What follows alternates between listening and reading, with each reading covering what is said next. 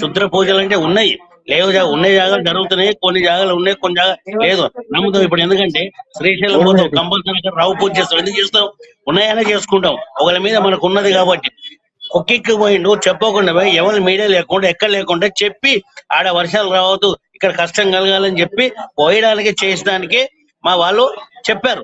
మరి నువ్వు చేసింది కాదు, మనకి చెప్పినా అని చెప్పొచ్చు కదా, ప్రూఫ్ చూపెట్టి మన ఏది లేక గమ్మనుకుంటే ఎట్లకైనా చెప్పండి. ప్రతిదీ చేసింది ప్రతి ఒక్కటి చేస్తున్నాం. ప్రతిదీ మేము అన్ని ఇప్పుడు 500 కోట్లు చెక్లు ఇచ్చాం గవర్నమెంట్ కి. ఇప్పుడు ఏది ఆ బోనాల కానీ అంతకుముందు గవర్నమెంట్ ఎవరైనా ఇచ్చారా? అయ్యో ఎక్కడున్నావన్నా నువ్వు? అంతకుముందు ఇయ్యలేరా? అది చేసిందే రాష్ట్ర పండుగగా బోనాల పండుగ చేసిందే కేసీఆర్ గారు. మీరేం చేసి మాట్లాడుతురా? చేయక మాట్లాడుతురా?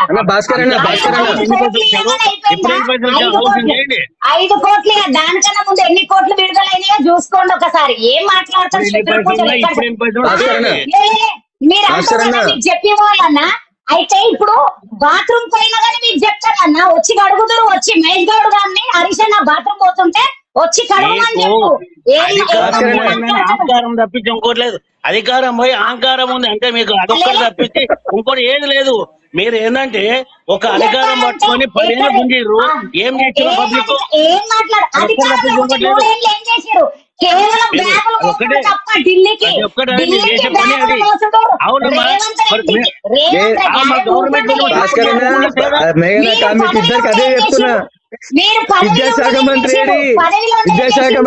విద్యాశాఖ మంత్రి అక్క మేఘనక్క ఒక్క నిమిషం ఆగుతారా?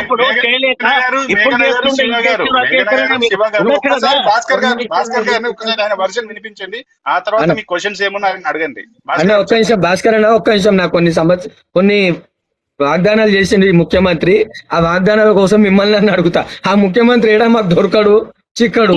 మమ్మల్ని మేము మాట్లాడుతుంటే ఇంట్ల కాడికి వచ్చి హౌస్ అరెస్టులు చేస్తాడు, ఇంట్ల కాడికి వచ్చేసేసి అక్రమ అరెస్టులు. గత ప్రభుత్వం చేసింది, ఇప్పుడు మీరు అదే ప్రభుత్వం, మీ ప్రభుత్వం కూడా చేస్తుంది. మాకు కొన్ని వాగ్దానాలు ఉన్నాయన్న. డైవర్షన్ పాలిటిక్స్, ఈ శుద్ర పూజలు ఉద్ర పూజలు అని చెప్పేసి డైవర్షన్ పాలిటిక్స్ చేయకర్రీ. డైవర్షన్ పాలిటిక్స్ చేయకర్రీ. మా గవర్నమెంట్ చేస్తలేదు. గవర్నమెంట్ చంపించింది మీ గవర్నమెంట్. మా ప్రభుత్వం కాదు, మా ప్రభుత్వం రాలేదు ఇంకా తెలంగాణలో. మా ప్రభుత్వం వస్తే మేము చూపెడతాం. పాపం ఏం అర్థమైంది? నేను ఇప్పుడే అన్నాను కదా భజన బ్యాచ్ అని. ఆ బ్యాచ్ ఏం మాట్లాడుతుందో తెలియదు. అంతే, ఏది కలుస్తుంది.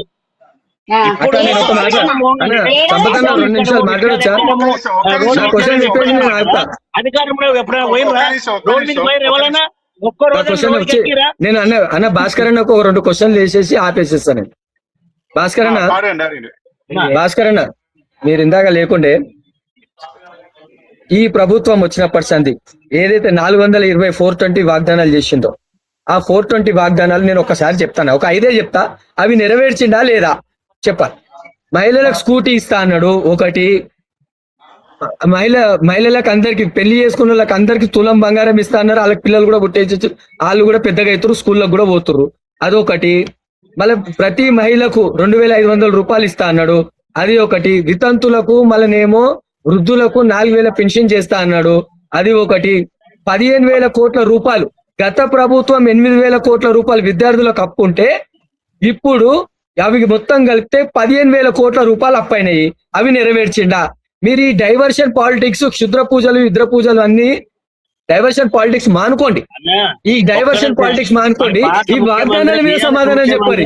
ఈ వాగ్దానాల మీద సమాధానం చెప్తే మేము కూడా విద్యార్థుల పక్షాన మేము అడుగుతున్నాం. ఇవాళ 15 లక్షలు, ఇవాళ ఒక్క నిమిషం, ఇవాళ 40 లక్షల మంది విద్యార్థులు రోడ్ల మీద తిరుగుతున్నారు. సర్టిఫికేట్లు లేకుండా, స్కాలర్షిప్లు లేకుండా, ఫీజు రియంబర్స్మెంట్ లేకుండా. ఎవరన్నా పాపం గరీబోళ్ళే వాళ్ళు. గరీబోళ్ళు వాళ్ళకి ఇయర్ని కొద్దిగా ఫీజు రియంబర్స్మెంట్ ఇయర్ని వాళ్ళు ఏమైనా చదువుకుంటారు. అధికారం ఉన్నప్పుడు గరీబోళ్ళు యాదకరాలే. మేము అధికారంలో లేమన్నా, మేము అధికారంలో లేము, రాలేదు. మేము అధికారంలో లేము, మేము అధికారంలో లేము. మేము అధికారంలోకి వస్తే మా మేము ఇచ్చిన హామీలను నెరవేరుస్తాము. భారతీయ జనతా పార్టీ, భారతీయ జనతా యువ మోర్చా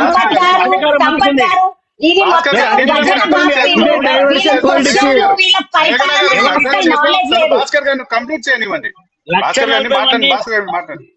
రోడ్ మీద భాస్కర్ గారు లక్షల ఒక్క మంది నిమిషం, ఒక్క నిమిషం. వాళ్ళు మన భాస్కర్ వీళ్ళంటే గారు, ఒక్కరు భాస్కర్ గారు, కొట్టాలి. ఒక్క నిమిషం భాస్కర్ గారు. మేఘన గారు వచ్చి బీఆర్ఎస్ పార్టీకి సంబంధించిన వ్యక్తి, అలాగే శివ గారు వచ్చి బీజేపీకి సంబంధించిన వ్యక్తి. సో మిమ్మల్ని ఇప్పటివరకు అడిగింది శివ గారు బీజేపీ పార్టీకి సంబంధించిన వ్యక్తి మిమ్మల్ని క్వశ్చన్స్ అడిగారు. సో వారి క్వశ్చన్స్ కి మీరు సమాధానం ఏం చెప్తారు? సార్ ప్రతి ఒక్క పని ఒకటి కరెక్ట్ గా జరుపుకుంటా పోతూనే ఉన్నాం. ఒక్క పని కాదు, ఒకటి ఒకటి ఒకటి అయితేనే ఉన్నది. ఏది మేము పని ఆపుతలేము. ఇస్తానది ఫ్రీ బస్ అంటే ఫ్రీ బస్సు ఇస్తున్నాము, పోతున్నారు. ఇలా లక్షల మంది కోట్ల మంది మహంకాళ టెంపుల్కి వచ్చిర్రు. లక్షల మంది 25 లక్షలు 30 లక్షలు అయింది. వాళ్ళు అప్పుడేమైనా జరిగిరా? ఫ్రీ బస్సు నడుస్తుందా?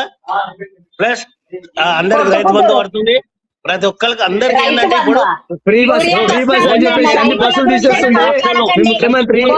ఫ్రీ బస్ అని చెప్పేసి అన్ని బస్సులు తీసేసి పాపం వాళ్ళు కొట్టుకుంటారు ఆడవాళ్ళు. వాళ్ళకి కొట్టాడలు లేకుండా మీ ముఖ్యమంత్రి. రైతులు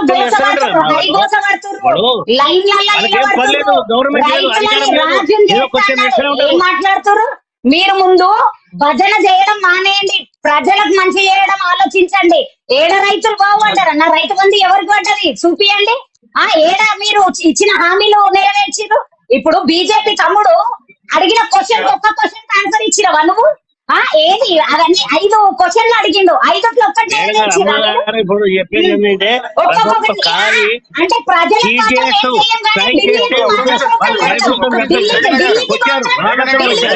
కంపల్సరీ నెల నెలకు ప్యాకేజ్ పంపిస్తారు తెలంగాణ పైసా. కుప్పం కడుతున్నారు నెల నెల. రాహుల్ గాంధీ ఇప్పటికీ ముఖ్యమంత్రి అయినప్పటి నుండి 200 సార్లు ఢిల్లీ పోయాడు. ఎన్నిసార్లు పోయిండు ఢిల్లీకి? బ్యాగులు అయితే మంచి పంపిస్తున్నాడు తెలంగాణ గవర్నమెంట్ కోసానికి అందరు కలుపుకోవడానికి 20 సార్లు 50 సార్లు గవర్నమెంట్ నడవాలంటే కలుపుకొని పోతారు కదా. మీకు చెప్పాలని ఎవరన్నా మీరన్నారు కదా చెప్పి పోవాలని.